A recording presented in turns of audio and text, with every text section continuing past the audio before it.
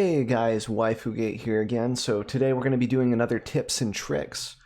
This time it's going to be more on a fundamental level compared to what we usually do, which is like mechanically speaking in MTGA, like in MTG Arena, MTGA, like how to actually do something. Like we've had videos on like, how to auto order triggers, how to bluff, how to use our end stop, stuff like that, like mechanical stuff. This is getting into another realm, which is something I've been trying to practice, which is the realm of hypothetical space. It's like broken down into atypical thinking and empirical thinking, something close to that. Where I am more part of the latter. Like I almost always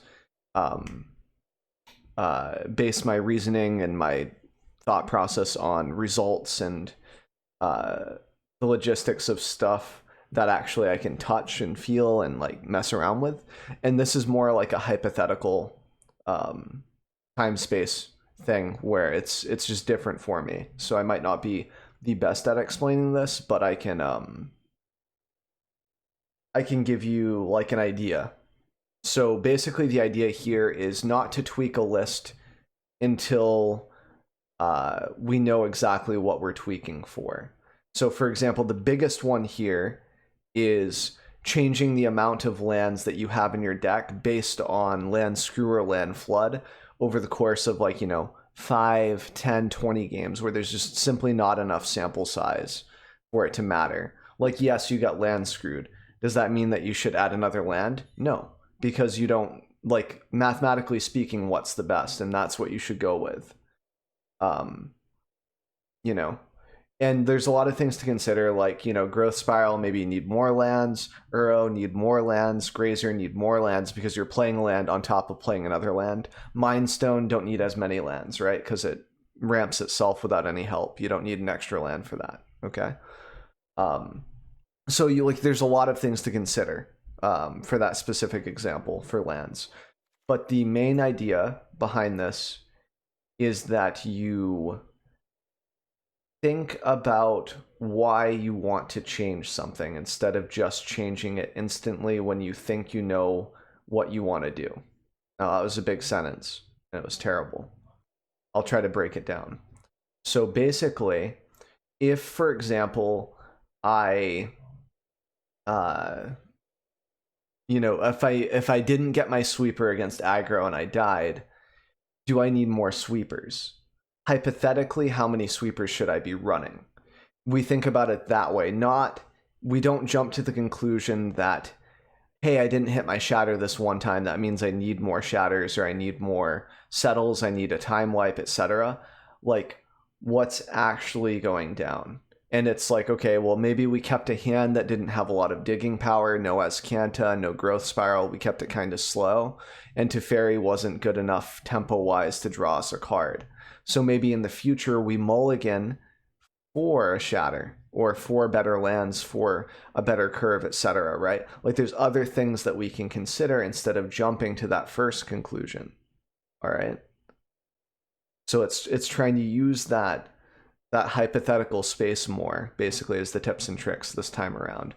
So like think about the decisions instead of just jumping to a conclusion. Say, hey, wait, why am I making this change? Is it for the right reasons?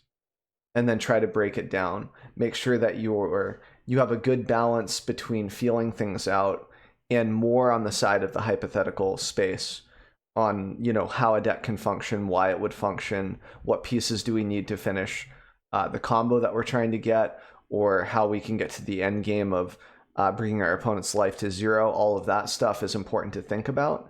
And then to make sure that we're not doing decisions with a low enough with low sample sizes, especially in Magic, where it's just we simply don't have enough data with how much I play. At least, like, even if I crank out 100 games with this, I still don't know what the odds of us winning are. Like if we have a 50-50 chance, etc., like that probably doesn't matter that much compared to 1,000, 2,000 games. Then you're starting to talk. 100's a pretty okay sample size, but I mean, with Tron back in the day, I went like 76 and like 20. Like that's not right. You know, the deck isn't that good. I think I was just high rolling a lot and I was having a lot of fun. But bringing it back, something that I like to do nowadays is take my deck into an event. So like whether that's best of 3, best of 1, this is a best of 1 deck. So this is the most recent one that I kind of did in the U-White control list that I had, where, you know, you just take it into a best of 1 and then get a feel for the whole list throughout, you know, at least 3 games. If you go 0-3, right? You're playing at least 3 games. And then if something functionally, just fundamentally isn't working with the deck, then you can shift around things, right? Like you can be like, well, I obviously like, it feels like, so this is part of the reason. See, I'm already like jumping to the other side of things that I don't want to be in, which is like, you know, results oriented thinking, which is, you know, well, I played against a lot of aggro and it seems like there's a lot of aggro, therefore I need more board wipes. Hold up, hold the phone. Is that really the case? Because we only played 3 games.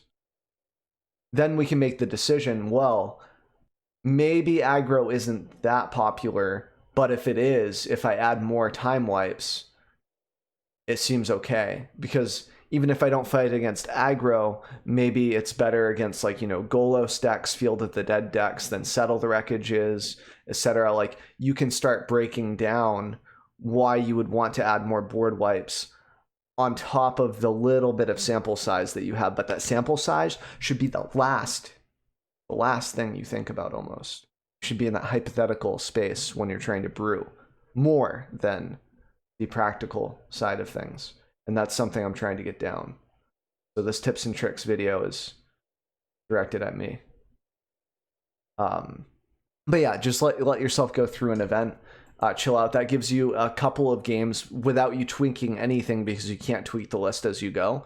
So you can spend all of those games while you're playing also thinking about, like, you know, well, what other cards would I rather have in this situation and that situation? How common is the situation I'm in probably going to be? You know, maybe we can look at a website, see what popular historic decks are or standard decks are, etc. Like, you can spend a lot of time in the tank thinking.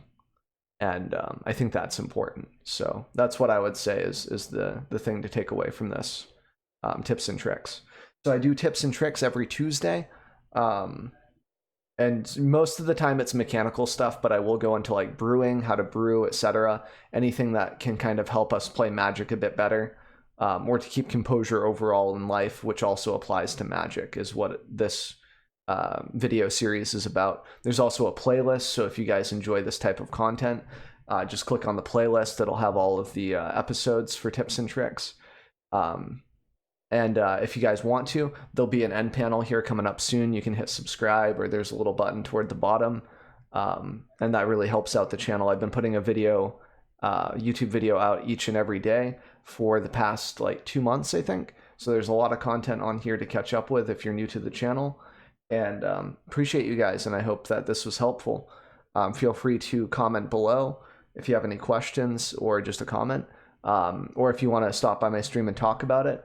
I've been switching up my stream schedule to be around 2 p.m. Central Time until about 8 p.m. Central Time. So trying a new time slot. So hope to see you guys for the next video or on my stream. And take care and stay safe.